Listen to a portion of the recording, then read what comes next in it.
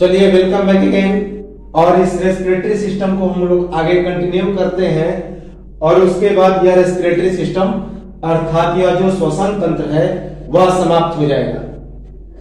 तो खमीर या जीवाणुओं में जो अनऑक्सी श्वसन होती है जिसे ग्लाइकोलाइसिस कहते हैं, तो खमीर या जीवाणुओं में अनऑक्सी श्वसन या ग्लाइकोलाइसिस की प्रक्रिया कैसे होती है और क्या निर्माण होता है। तो खमीर अर्थात ईस्ट और बैक्टीरिया में जो अनएरोबिक रेस्पिरेशन होता है, एनएरोबिक रेस्पिरेशन होता है जिसे ग्लाइकोलाइसिस कहा जाता है, तो वह कैसे होता है अर्थात द अनएरोबिक रेस्पिरेशन और ग्लाइकोलाइसिस इन ईस्ट और बैक्टीरिया, इसके बारे में हम लोग देखें कि कैसे होता है।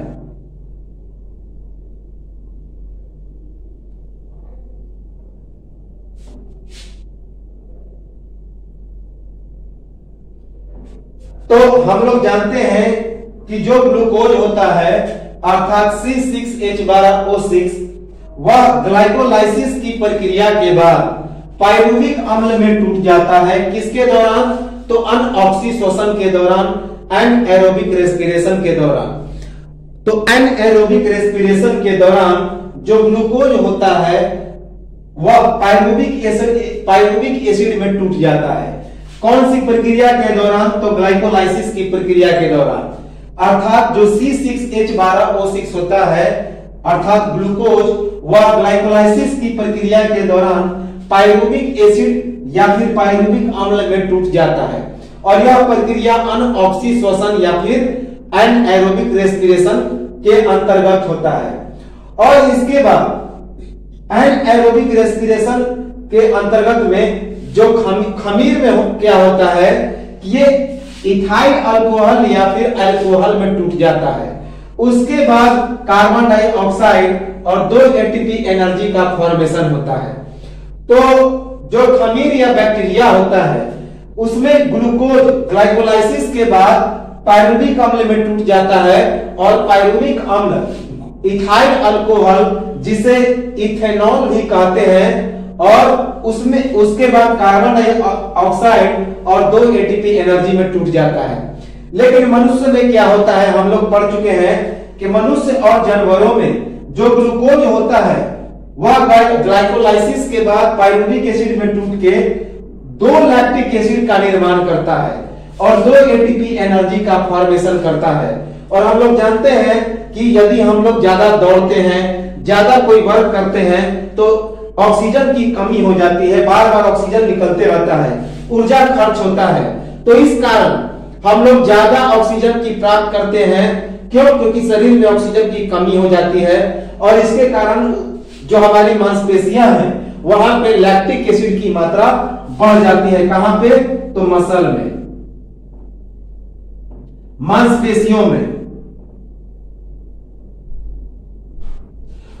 तो जो खमीर या जीवाणु होते हैं उनमें अनऑक्सी श्वसन अर्थात ग्लाइकोलाइसिस की प्रक्रिया के दौरान ग्लूकोज अर्थात C6H12O6 पाइरुविक एसिड में टूटने के बाद इथाइल अल्कोहल अर्थात जिसका सूत्र होता है C2H5OH जिसे अल्कोहल या फिर इथेनॉल भी कहते हैं, तो उसके 2 मॉलिक्यूल में टूट जाता है और 2 अणु का कार्बन डाइऑक्साइड बनाता है और उसके बाद 2 एटीपी एनर्जी का फॉर्मेशन करता है। और इस प्रक्रिया को किण्वनीकरण कहते हैं, फर्मेंटेशन कहते हैं और इसमें अल्कोहल का निर्माण होता है। तो इसी प्रक्रिया के द्वारा शराब बनाया जाता है, अल्कोहल यानी कि शराब, और जिसके अंतर्गत हम लोग अंगूर को सड़ा के, महुआ को सड़ा कर यह अल्कोहल का निर्माण करते हैं। जिसे इसमें ईंट के द्वारा भी जो हम लोग शराब का निर्माण करते हैं तो यह पूरी प्रक्रिया किण्वनीकरण कही जाती है और इसके उत्पाद को किण्वन कहा जाता है, फर्मेंटेशन, याद रखेंगे। और इसमें अल्कोहल का निर्माण होता है, इंपॉर्टेंट है। और मनुष्य एवं जानवरों में क्या होता है कि यह जो ग्लूकोज होता है ग्लाइकोलाइसिस के बाद वह पाइरुविक एसिड में टूट जाता है और उसके बाद 2 लैक्टिक एसिड का निर्माण होता है। कहां पे? तो मांसपेशियों में, और 2 एटीपी एनर्जी का फॉर्मेशन होता है। तो कभी भी हम लोग पढ़ चुके हैं कि जो अनऑक्सीश्वसन होता है, ग्लाइकोलाइसिस की प्रक्रिया होती है, उसमें 2 एटीपी एनर्जी का फॉर्मेशन होता है और उसके बाद जो ऑक्सीश्वसन होता है उसमें 36 एटीपी एनर्जी बनता है और कुल मिला के आंतरिक श्वसन में 38 एटीपी एनर्जी का फॉर्मेशन होता है। ये हम लोग पढ़ चुके हैं। आवश्यकता से अधिक सांस लेने का आयतन जो होता है, the volume of inhalation more than requirement, उसे अंतः श्वसन सुरक्षित आयतन कहते हैं। अंतः श्वसन सुरक्षित आयतन, इंस्पिरेशन रिजर्व वॉल्यूम या फिर IRV, जिसका मान 2500 से लेकर 3000 मिलीलीटर तक होता है। तो कभी कभी हम लोग आवश्यकता से अधिक सांस ले लेते हैं तो उसके आयतन को हम लोग क्या कहते हैं, तो उसके आयतन को अंतः श्वसन सुरक्षित आयतन अर्थात इंस्पिरेशन रिजर्व वॉल्यूम IRV कहा जाता है, जिसका मान 2500 से लेकर 3000 मिलीलीटर तक होता है। याद रखिए, the volume of inhalation more than requirement. और कभी कभी क्या होता है कि हम लोग आवश्यकता से अधिक सांस छोड़ देते हैं, आवश्यकता से अधिक सांस छोड़ देते हैं, जिसे निश्वसन सुरक्षित आयतन कहा जाता है। एक्सपिरेटरी रिजर्व वॉल्यूम, जिसका मान लगभग 1000 से 1100 मिलीलीटर के बराबर होता है, इसे एक्सपिरेटरी रिजर्व वॉल्यूम या ERV कहा जाता है। इंपॉर्टेंट है कि आवश्यकता से अधिक सांस लेना, इंस्पिरेटरी रिजर्व वॉल्यूम IRV, और आवश्यकता से अधिक सांस छोड़ देना, एक्सपिरेटरी रिजर्व वॉल्यूम, अर्थात उसे ERV कहा जाता है। ERV का मान लगभग 1000 से 1100 मिलीलीटर और IRV का मान 2500 से 3000 मिलीलीटर। याद रखिएगा, इंपॉर्टेंट है। The volume of inhalation more than requirement IRV and the volume of exhalation more than requirement ERV। IRV inspiratory reserve volume, अंतः श्वसन सुरक्षित आयतन अर्थात आवश्यकता से अधिक सांस लेना, जबकि ERV एक्सपिरेटरी रिजर्व वॉल्यूम, आवश्यकता से अधिक सांस छोड़ देना, निश्वसन सुरक्षित आयतन। आवश्यकता से अधिक आयतन के वायु को छोड़ने के बाद हवा का बचा हुआ आयतन, उसे क्या कहते हैं, तो अवशिष्ट आयतन कहते हैं। अवशिष्ट आयतन रेसिडुअल वॉल्यूम RV, जिसका मान 1000 से 1200 मिलीलीटर होता है। तो कभी कभी हम लोग आवश्यकता से अधिक सांस लेते हैं और उसके बाद आवश्यकता से अधिक सांस छोड़ देते हैं। तो आवश्यकता से अधिक सांस छोड़ देने के बाद भी कभी कभी फेफड़ों में जो वायु बच जाती है, उसी को हम लोग अवशिष्ट आयतन कहते हैं, रेसिडुअल वॉल्यूम कहते हैं, जिसका मान 1000 से 1200 मिलीलीटर तक होता है और इसे शॉर्टकट में RV कहते हैं। RV, the remaining volume after exhalation of more than requirement is called RV, residual volume. Its value is approximately 1000 milliliter to 1200 millilitre, 1200 millilitre. याद रखेंगे। एक टर्म आता है अंतः श्वसन क्षमता। अंतः श्वसन क्षमता अर्थात इंस्पिरेटरी कैपेसिटी कहा जाता है। इंस्पिरेटरी कैपेसिटी जिसे IC कहते हैं, तो इसे ज्वारीय आयतन अर्थात टाइडल वॉल्यूम प्लस अंतः श्वसन सुरक्षित आयतन, इंस्पिरेटरी रिजर्व वॉल्यूम।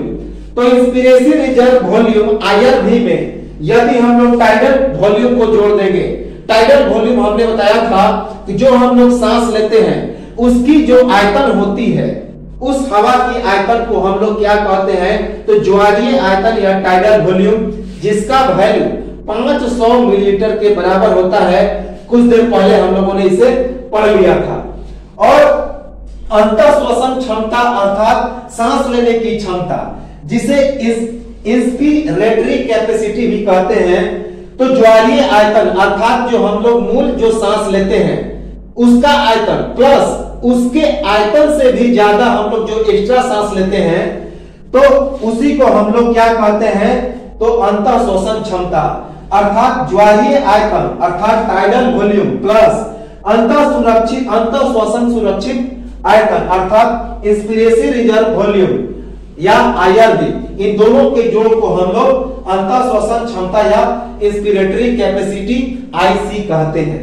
ठीक उसका उल्टा निश्वसन क्षमता होता है, अर्थात एक्सपिरेशन कैपेसिटी या फिर EC होता है। यानी कि टाइडल वॉल्यूम में जो हम लोग ERV जोड़ देंगे, अर्थात जो हमारे श्वसन की आयतन है उसमें हम लोग जितना आयतन को अधिक से अधिक छोड़ेंगे, तो उन दोनों के जोड़ को हम लोग क्या कहते हैं, तो निश्वसन क्षमता एक्सपिरेशन कैपेसिटी कहते हैं। अर्थात इसे EC से डिनोट करते हैं, EC, जिसका मान TV अर्थात tidal volume plus expiratory reserve volume ERV के जोड़ के बराबर होता है। इसके बाद हम लोग देखें, एक छोटा सा फैक्ट है, लेफ्ट लंग जो होता है, बायां जो फेफड़ा होता है, इसका वजन कितना होता है, तो 19 ऑन्स। तो फेफड़ों के वजन को हम लोग किसमें मापते हैं, तो ऑन्स में, याद रखिए ऑन्स। तो बायां फेफड़ा का जो वेट होता है 19 ऑन्स होता है, जबकि दायां फेफड़ा का वेट कितना होता है, तो 23 ऑन्स होता है। और दायां फेफड़ा बायां से क्या होता है, तो चौड़ा होता है, याद रखेंगे, लेकिन छोटा होता है दायां फेफड़ा बायां से। ये चीजें हम लोग पढ़ चुके हैं। तो जो बायां फेफड़ा होता है उसका वजन 19 ऑन्स के बराबर होता है, जबकि दायां फेफड़ा का वजन 23 ऑन्स के बराबर होता है। और दायां फेफड़ा बायां से चौड़ा होता है लेकिन छोटा होता है, याद रखेंगे। पुरुषों के फेफड़े महिलाओं से क्या होती है, तो भारी होती है, याद रखेंगे कि पुरुषों के फेफड़े महिलाओं के फेफड़े से भारी होती है। सांस लेने की प्रक्रिया अर्थात इनहेलेशन को या इंस्पिरेशन को हम लोग पूरक भी कहते हैं, कॉम्प्लीमेंट भी कहते हैं। और सांस छोड़ना अर्थात एक्सहेलेशन या फिर एक्सपिरेशन की प्रक्रिया को हम लोग रेचक कहते हैं, याद रखना, याद रखेंगे कि सांस लेने की प्रक्रिया को पूरक या फिर श्वसन और सांस छोड़ने की प्रक्रिया को उच्छ्वास कहा जाता है और इसे रेचक भी कहते हैं। अर्थात एक्सहेलेशन की प्रक्रिया को रेचक और इनहेलेशन को पूरक कहा जाता है, ये फैक्ट भी आते हैं। और सांस को रोकने की प्रक्रिया को कुंभक कहा जाता है। तो सांस रोकने की प्रक्रिया को क्या कहा जाता है, तो कुंभक, याद रखेंगे कुंभक। अर्थात हमारे सांस लेने और सांस छोड़ने के बीच का जो अंतराल होता है उसे ही कुंभक कहते हैं। तो कुंभक क्या हो गया कि सांस लेने और छोड़ने के बीच का अंतराल।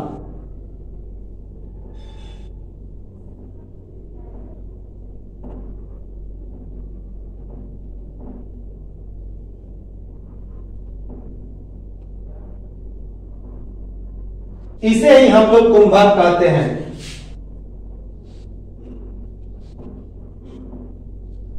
अर्थात the time period between the inspiration and expiration is called कुंभक। इंपॉर्टेंट है, याद रखेंगे इसे।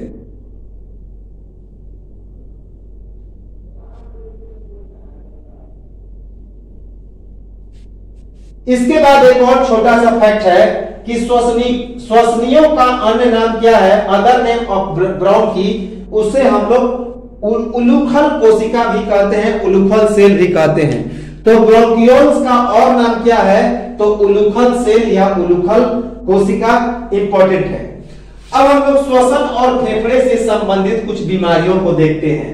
तो श्वसन और फेफड़े से संबंधित कुछ बीमारियां हैं, अर्थात diseases related to lungs and respiration. Diseases related to lungs and respiration, तो कौन कौन सी बीमारियां श्वसन की बीमारियां हैं और फेफड़े की बीमारियां हैं, जैसे कि दमा, जिसे अस्थमा कहते हैं, निमोनिया, तपेदिक जिसे ट्यूबरक्लोसिस कहते हैं, या तपेदिक विषाणु जनित रोग है, बैक्टीरियल डिजीज है जिसे टीबी भी कहा जाता है, टीबी। उसके बाद इन्फ्लुएंजा, इन्फ्लुएंजा विषाणु के कारण यह होता है, ड्यू टू इन्फ्लुएंजा वायरस। उसके बाद काली खांसी जिसे वूपिंग कफ या फिर पर्टूसिस कहा जाता है, वूपिंग कफ या फिर पर्टूसिस। एम्फाइसीमा, एम्फाइसीमा जो होता है वो अधिक धूम्रपान के कारण होता है, मोस्टली स्मोकिंग के कारण होता है।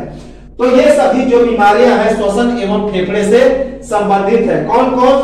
दमा, जिसे अस्थमा कहते हैं, निमोनिया, निमोनिया वायरस और बैक्टीरिया दोनों से होने वाला बीमारी है निमोनिया, यह एक श्वसन संबंधी बीमारी है निमोनिया, जो वायरस और बैक्टीरिया से होता है। उसके बाद तपेदिक, ट्यूबरकुलोसिस, यह भी श्वसन संबंधी बीमारी है, जो एक विषाणु जनित रोग है, अर्थात वायरल डिजीज है, याद रखेंगे viral disease.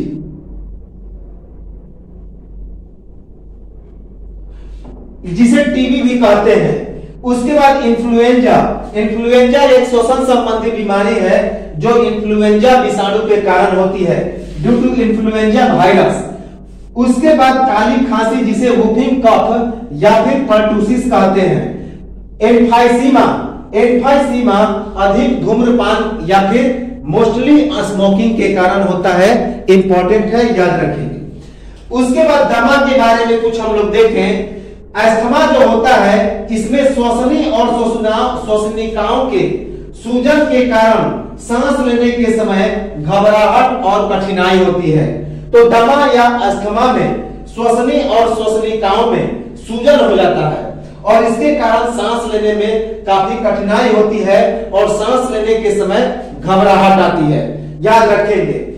In asthma it is difficult in breathing causing wheezing due to inflammation of bronchi and bronchioles। तो ब्रोंकी और ब्रोंकियोल्स में क्या होती है? तो सूजन आ जाती है, क्या होती है? तो इन्फ्लेमेशन आ जाता है, तो इसके कारण सांस लेने के समय काफी कठिनाई होती है और काफी घबराहट आता है दमा में, अस्थमा में। सांस लेने की जो लंबाई है, श्वास नली की जो लंबाई है, अर्थात ट्रैकिया की लंबाई कितनी होती है? तो लगभग 4.5 इंच। तो ट्रैकिया की लंबाई, लेंथ ऑफ ट्रैकिया कितनी होती है? तो 4.5 इंच। सांस नली की लंबाई, लेंथ ऑफ ट्रैकिया 4.5 इंचेज। एक मापन के अनुसार अब हम लोग आते हैं श्वसन भागफल। एक और टर्म है, अंतिम टर्म, जिसे हम लोग कहते हैं श्वसन भागफल, रेस्पिरेटरी क्वोशेंट। रेस्पिरेटरी क्वोशेंट कहते हैं श्वसन भागफल। तो यह एक मापन है जिसको देखकर उसमें प्रयुक्त होने वाली खाद्य पदार्थों की पहचान की जाती है। तो यह एक मेजरमेंट डिवाइस है जिसको देखकर, मेजरमेंट प्रक्रिया है जिसको देखकर उसमें होने वाली खाद्य पदार्थों की पहचान की जाती है। इसे श्वसन भागफल कहते हैं, रेस्पिरेटरी क्वोशेंट कहते हैं। रेस्पिरेटरी क्वोशेंट या फिर RQ. Respiratory quotient is a type of measurement by which the food stuffed used are identified। याद रखेंगे, इंपॉर्टेंट है। श्वसन भागफल का मान कितना होता है? रेस्पिरेशन क्वोशेंट का मान कितना होता है? तो उत्पन्न कार्बन डाइऑक्साइड और उपयुक्त ऑक्सीजन। तो जो उत्पन्न कार्बन डाइऑक्साइड होता है और जो उपयुक्त ऑक्सीजन होता है, उसी के रेशियो को हम लोग क्या कहते हैं? उसी के अनुपात को श्वसन भागफल या फिर रेस्पिरेटरी क्वोशेंट कहते हैं, याद रखेंगे। अर्थात उत्पन्न कार्बन डाइऑक्साइड, अर्थात रिलीज कार्बन डाइऑक्साइड, जो कार्बन डाइऑक्साइड बाहर निकलता है, उसका बटा में जो ऑक्सीजन उपयोग किया जाता है, उसका अनुपात, उसका रेशियो, दोनों के अनुपात को हम लोग श्वसन भागफल या रेस्पिरेटरी क्वोशेंट कहते हैं। अर्थात उत्पन्न कार्बन डाइऑक्साइड या रिलीज कार्बन डाइऑक्साइड बटे उपयुक्त ऑक्सीजन या यूज्ड ऑक्सीजन, तो उन दोनों के अनुपात को release carbon dioxide ratio used oxygen is called respiratory quotient, याद रखेंगे। जैसे कि एग्जांपल के तौर पे हम लोग देखें कार्बोहाइड्रेट का श्वसन भागफल, अर्थात रेस्पिरेटरी क्वोशेंट ऑफ कार्बोहाइड्रेट कितना होगा? तो 1 होगा। क्यों 1 होगा? क्योंकि यह जो कार्बोहाइड्रेट है, हम लोग इस इक्वेशन को पढ़ चुके हैं, ग्लूकोज टूटता है कार्बन डाइऑक्साइड, जल और 38 एटीपी में, जो कि हमारा एक श्वसन की इक्वेशन है। तो इसमें C6H12O6 जो कि कार्बोहाइड्रेट है, यह 6 ऑक्सीजन के साथ कंबाइन करता है। इसे हम लोग देख चुके हैं और इसमें 6 अणु बनते हैं कार्बन डाइऑक्साइड। तो 6 अणु कार्बन डाइऑक्साइड और 6 अणु ऑक्सीजन। तो इन दोनों का जब हम लोग रेशियो निकालेंगे तो 6/6 कट के कितना हो जाएगा, 6 कार्बन डाइऑक्साइड का और 6 ऑक्सीजन का। 6 कार्बन डाइऑक्साइड यहाँ पे रिलीज हो रहा है और 6 ऑक्सीजन यूज हो रहा है, तो दोनों का रेशियो कितना हो गया, 6/6 = 1। यही हो गया कार्बोहाइड्रेट का श्वसन भागफल, रेस्पिरेटरी क्वोशिएंट ऑफ कार्बोहाइड्रेट। खनिज अम्ल का श्वसन भागफल कितना होता है, अर्थात respiratory quotient of organic acid 1 से ज्यादा यानी कि मोर देन 1। तो खनिज अम्ल या फिर ऑर्गेनिक एसिड का जो रेस्पिरेटरी क्वोशिएंट होता है, श्वसन भागफल होता है, वह 1 से ज्यादा होता है। जबकि प्रोटीन तथा वसा का श्वसन भागफल कितना होता है, 1 से कम। Respiratory quotient of protein and fats 1 से कम, लेस देन 1। प्रोटीन और वसा का जो श्वसन भागफल होता है 1 से कम होता है, लेस देन 1 होता है। अर्थात the respiratory quotient of protein and fats is less than 1, whereas the respiratory quotient of organic acid is more than 1। अवायवीय श्वसन के अंतर्गत जो श्वसन भागफल होता है वह कितना होता है, तो इंफिनिटी होता है, अनंत होता है। याद रखेंगे कि अवायवीय श्वसन के अंतर्गत जो श्वसन भागफल होता है, अर्थात the respiratory quotient of anaerobic respiration कितना होता है, तो इंफिनिटी होता है, अनंत होता है। क्यों? क्योंकि अवायवीय श्वसन के दौरान कार्बन डाइऑक्साइड का फॉर्मेशन नहीं होता है। सॉरी, ऑक्सीजन, क्योंकि अवायवीय श्वसन है तो इसमें ऑक्सीजन से तो संयोग होगा नहीं, ऑक्सीजन का तो उपयोग होगा नहीं, तो 0 ऑक्सीजन और कार्बन डाइऑक्साइड जो रिलीज होगा उसे 0 ऑक्सीजन से भाग देंगे तो वह क्या आएगा, तो इंफिनिटी आएगा। तो इसी कारण अवायवीय श्वसन के अंतर्गत जो श्वसन भागफल का मान होता है वह इंफिनिटी होता है, क्योंकि अवायवीय श्वसन के दौरान 0 ऑक्सीजन अर्थात ऑक्सीजन का उपयोग नहीं होता है। इसीलिए कार्बन डाइऑक्साइड के अणु बटा में 0 ऑक्सीजन का अणु, इसीलिए वह अनंत हो जाएगा, इंफिनिटी हो जाएगा। श्वसन एवं पाचन क्या है, तो एक अपचय प्रक्रिया है। अपचय अर्थात जिसे हम लोग कैटाबोलिक प्रोसेस कहते हैं, जिसमें छोटे छोटे अणुओं का टूटना होता है। तो श्वसन और जो पाचन है वह अपचय प्रक्रिया है। इसके अंतर्गत छोटे छोटे अणुओं में ग्लूकोज टूट जाते हैं, इसी कारण इसे अपचय की प्रक्रिया कहते हैं। अपचय अर्थात कैटाबोलिज्म प्रोसेस, कैटाबोलिक प्रोसेस। इसमें जो रेस्पिरेशन और डाइजेशन है वह कैटाबोलिक प्रोसेस है, अर्थात इसमें क्या होता है कि जो ग्लूकोज होता है वह छोटे छोटे अणुओं में टूट जाता है, ब्रेकिंग इनटू स्मॉलर मॉलिक्यूल्स, और छोटे छोटे अणुओं के द्वारा मिलकर एक बड़े अणु का निर्माण क्या कहा जाता है, तो उसे अपचय की प्रक्रिया कहते हैं। क्या कहते हैं, उसे उपचय की प्रक्रिया अर्थात एनाबोलिक प्रोसेस कहते हैं। The formation of big molecules bye combination of small molecules is called anabolic. तो यह जो श्वसन है और हमारा पाचन है वह कैटाबोलिक है, जिसमें छोटे छोटे अणुओं का टूटना होता है, जबकि एनाबोलिक प्रोसेस क्या है कि छोटे छोटे अणु मिलकर बड़े बड़े अणु का निर्माण करते हैं। The formation of a big molecule by combination of small molecules is called anabolic, but respiration and digestion is catabolic because in this process there are small molecules, big molecules break into smaller molecules. और एक बात और याद रखेंगे कि यह जो catabolic है अर्थात यह जो अपचय है और एनाबोलिक है जिसे उपचय कहते हैं, और वो दोनों मिलकर पूरी प्रक्रिया क्या कही जाती है, तो उपापचय। अपचय और उपचय दोनों मिलकर उपापचय, जिसे मेटाबॉलिक प्रोसेस कहते हैं। तो यह जो था हमारा श्वसन तंत्र, श्वसन तंत्र हमारा समाप्त हुआ। इसके बाद हम लोग अगले सिस्टम को पढ़ेंगे और चलेंगे हम लोग अगले वीडियो में अगले सिस्टम के साथ। तब तक